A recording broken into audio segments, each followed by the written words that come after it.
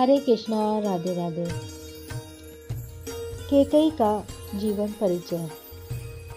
आज का प्रसंग है राज्याभिषेक की घोषणा। समय कितनी तेजी से आगे बढ़ गया, भान ही नहीं होता। अभी कुछ दिन पहले की तो बात है, तभी महाराज देवासुर संग्राम से लौटे थे। कैसा मधुर समय था वह।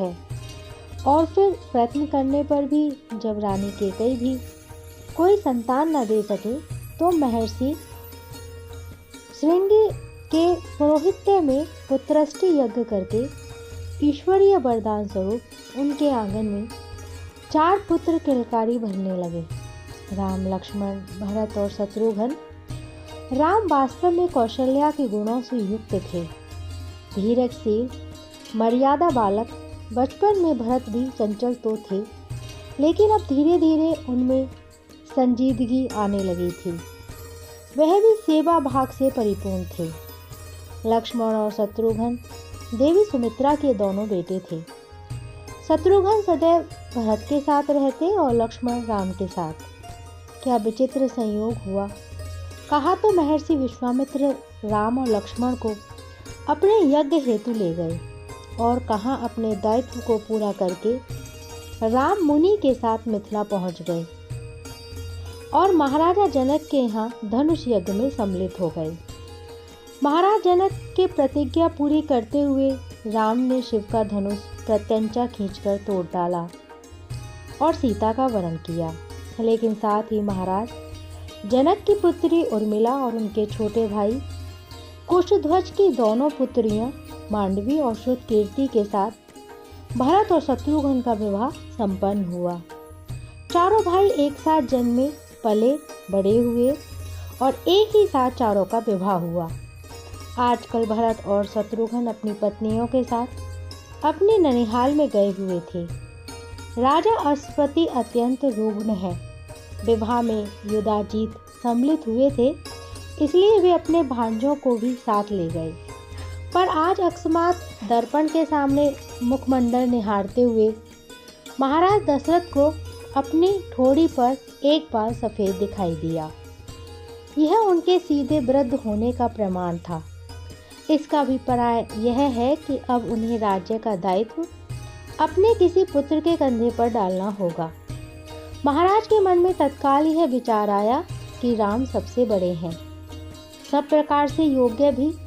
जिस प्रकार राम ने महर्षि विश्वामित्र के दिव्य पाशुपत अस्त्र सहित अनेक अस्त्र विद्याओं का ज्ञान प्राप्त किया, एक कुशल युद्धवेता बन गए हैं, संपूर्ण विद्याओं में निष्णात, 6 अंगों सहित संपूर्ण वेदों के ज्ञाता और बाण विद्या में मुझसे भी बढ़कर हो गए हैं।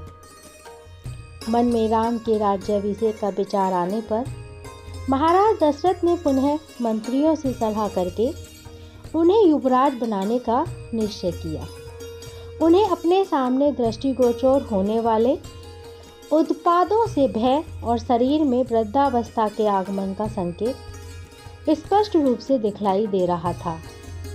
मन में यह निश्चय करके महाराज दशरथ ने अपने मंत्रियों को राम के राज्याभिषेक की आज्ञा दे डाली। यह सब इतना अकस्मात हुआ कि जहां इस उत्सव के लिए प्रधान पुरुषों और जनपद के राजाओं को आमंत्रित किया गया, पता नहीं कैसे महाराज दशरथ के ध्यान से स्वयं मिथिला नरेश जनक और कैकेयी नरेश अश्वति उतर गए और उन्हें वे आमंत्रित करना भूल गए। राजसभा में सभी आमंत्रित राजागण उपस्थित हुए और सभी को उनके योग्य स्थान से सुशोभित किया गया। और इस सब के बाद महाराज दशरथ अपने स्थान पर विराजमान हुए। सभा भवन में सभी आमंत्रित राजाओं की उपस्थिति में महाराज दशरथ ने उद्घोष करते हुए यह कहा, अभ्यागत राज अधिपतिगण और अतिथि महोदय, आप लोगों को यह विदित होगा कि मेरे पूर्वज राजधिराजाओं ने इस राज्य का पुत्रवत पालन किया। मैंने भी सदा जागरूक रहकर यथाशक्ति इसकी रक्षा की है, लेकिन अब समस्त संसार का हित साधन करते हुए मैं अनुभव करता हूँ कि मैं थक रहा हूँ। मैं अपने इस शरीर को विश्राम देना चाहता हूँ। अतः इस राजकार्य का दायित्व मैं अपने ज्येष्ठ पुत्र राम के सशक्त कंधों पर डालना चाहता हूँ। आप सभी जानते हैं कि राम मेरी अपेक्षा सभी गुणों में श्रेष्ठ हैं। बल पराक्रम में देवराज इंद्र के समान है। मैंने यही सोचते हुए कल पूर्ण नक्षत्र में उस पुरुष शिरोमणि राम को युवराज पद पर अभिषिक्त करने का निश्चय किया है। मेरा विश्वास है कि राम आप लोगों के लिए योग्य स्वामी सिद्ध होंगे। जितनी शीघ्र मैं इस कार्य से मुक्त हो जाऊं, उतना ही शुभ रहेगा। यदि मेरा यह प्रस्ताव आप लोगों को अनुकूल जान पड़े तो मुझे इसकी अनुमति दें, ताकि आगे की कार्यवाही पर विचार हो सके। और यदि श्री राम के राज्याभिषेक की अपेक्षा आपके सम्मुख कोई इससे हितकर अतिरिक्त प्रस्ताव हो तो उसे सामने लाएं और उस पर विचार किया जाए। यहाँ सभा में सभी विद्वान लोग विराजमान हैं और सबके बीच में विचारा गया विचार अभ्युदय का प्रतीक होता है। महाराज की यह बात सुनकर उपस्थित सभी राजाओं ने हर्ष ध्वनि से राम के युवराज होने का स्वागत किया। सबका एक मत से यही प्रस्ताव था कि राम युवराज हों। सभी यह देखने के लिए आतुर थे कि शीघ्र ही वे राम के सिर पर श्वेत छत्र तना हुआ देखें।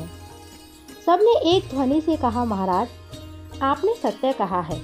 इक्ष्वाकु कुल में राम ही सत्यवादी, सत्य पुरुष, प्रजा को सुख देने वाले, क्षमारूप, धर्मज्ञ, शांत, मृदभाषी, स्थिर बुद्धि, क्रोधरति, ब्राह्मणों के उपासक और मर्यादा पुरुषोत्तम हैं। वे सब प्रकार से योग्य हैं।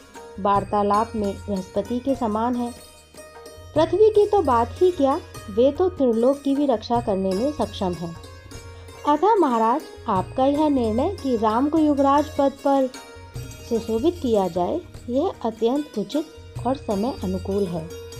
राज्यसभा में राम को युवराज बनाने की जहाँ घोषणा हुई और यह समाचार राजमहलों के गलियारों में फैला, महारानी कैकेयी की मुंह लगी दासी मंत्रा यह सुनकर चौंक गई। मंत्रा रानी कैकेयी के साथ उसके मायके से आई थी और सदा रानी के साथ उसी की सेवा में रहती थी। इसका जन्म कहाँ हुआ, इसके माता पिता कौन थे, इसका पता किसी को नहीं था। बस यह तो बचपन से कैकेयी के साथ ही थी। कमर में कुबड़ होने के कारण यह सुंदर होने पर भी असुंदर हो गई थी। इसलिए यह कैकेयी की मंचड़ी होने के कारण उसकी सेवा करने के ख्याल से कैकेयी के साथ ही आ गई थी। मंत्रा ने जब देखा अयोध्या की सड़कों पर जल का छिड़काव किया जा रहा है, राजभवन में दूर देश के अनेक राजागण पधारे हुए हैं, समूची अयोध्या में एक विचित्र प्रकार की क्रियाशीलता व्याप्त रही है, तो उसे कुछ संदेह तो हुआ था। लेकिन जब प्रतिहारी से यह ज्ञात हुआ कि महाराज दशरथ ने राम को युवराज बनाने की घोषणा की है और कल उनका राजतिलक होना है, तो उसके कान खड़े हो गए। सीधे उसके मस्तिष्क में यह विचार कौंध गया, अच्छा तो भरत को ननिहाल भेज दिया और यहाँ राम को राज्य तिलक देने की योजना बना ली। महारानी कैकेयी तुम्हारा क्या होगा। दुर्बुद्धि मंत्रा का इस घोषणा में सीधे एक षड्यंत्र की गंध आ गई और जैसी छोटी बुद्धि थी वैसा ही छोटा मन, वह बौखला उठी।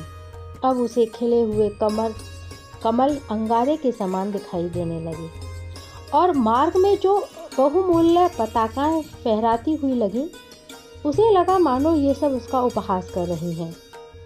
नगरी की अपूर्व शोभा में उसे अंधकार भले काले बादल दिखाई दिए और चंदन मिश्रित जल का छिड़काव उसे नहीं भाया। जो लोग राम के दिए हुए मोदक हाथ में लिए हर्षनाद कर रहे थे, देव मंदिरों के दरवाजे चूने और चंदन से लीपकर सुंदर बना रहे थे, उसे लगा कि वे सब उसके शत्रु हो रहे हैं। इस हर्ष से उसे रानी कैकेयी के अंधकार भरे भविष्य की घंटियां सुनाई दे रही थीं और इस पूरे शोर में वह अपने आप को असहाय पा रही थी। इधर नगरवासी तो राम के युवराज होने के समाचार से हर्ष मग्न रोमांच से युक्त हो रहे थे। नाच गा रहे थे और मंथरा के कदम जल्दी जल्दी रानी के महल की ओर दौड़ रहे थे। मार्ग में जब उसने रानी कौशल्या के महल की ओर नजर दौड़ाई तो उसे पास ही कोठे पर राम की धाय दिखाई पड़ी। उसकी आंखें समाचार की खुशी से खिली हुई थीं। सुंदर वस्त्र पहने हुए वह प्रसन्न मग्न थी और मंथरा उसे देखकर और चिढ़ गई। उसे लगा जैसे वह धाय इस समय मंथरा का उपहास करने के लिए ही कोठे पर आई है। फिर भी अपने मन पर काबू पाते हुए उसने पूछा, क्यों चंदा, आज ये राम की माँ किस खुशी में मग्न हुई इस प्रकार राजलक्ष्मी लुटा रही हैं? आज कोई उत्सव है क्या? यह चारों तरफ खुशी क्यों? मंथरा की यह बात सुनकर राम की धाय चंदा कुछ चिढ़ गई और बोली, क्यों, क्या तुझे अयोध्या में खुशी बुरी लगती है? तो क्या तुझे मालूम नहीं है? अरे जब कोई बताएगा नहीं तो मुझे क्या सपना आ रहा है? तो क्या तू अयोध्या में नहीं रहती, बाहर रहती है? हाँ जी, अब तो हम बाहर ही रहने लगे हैं। अब हमें कौन पूछेगा? अरे सूख क्यों रही है? कुछ बताएगी भी या यूं ही बके जाएगी? मंथरा के इस प्रकार चुभने वाले वाक्य सुनकर भी चंदा संयत रही और यह सोचकर कि क्यों सुबह सुबह इस मुँह जली कुबड़ी के मुँह लगकर सगुन खराब किया जाए। उसने कहा, कल महाराज दशरथ श्री राम को युवराज पद पर राज तिलक करेंगे। कल ही क्यों? क्योंकि कल बड़ा शुभ मुहूर्त है। अच्छा, आ गई बात समझ में, ले लड्डू खा ले। नहीं नहीं, मैं तो अब लड्डू रानी के हाथ से ही खाऊंगी। और समाचार निश्चित जानकर अब मंथरा बिना रुके कैकेयी के महल में पहुंचने के लिए तेज चाल से चल दी। यद्यपि कुबड़ी होने के कारण वह बहुत धीरे चलती थी, पर पता नहीं आज उसमें कहां से इतनी शक्ति आ गई। अब तो उसे चारों तरफ रानी कैकेयी का अनिष्ट ही दिखाई दे रहा था। क्या गजब की बात है, भरत है नहीं और राम को राज तिलक। बड़ा अच्छा मौका तलाश किया। रानी भी मूर्ख है, बहुत मानती थी राजा को। महाराज मुझे बहुत चाहते हैं, ले चाह ले, अब रोना उम्र भर। क्या भाग पाए हैं कौशल्या ने? वह राजमाता बन गई और कैकेयी दासी न बन जाए तो बात रही। यह प्रसंग यहीं विराम लेता है। हरे कृष्णा, राधे राधे।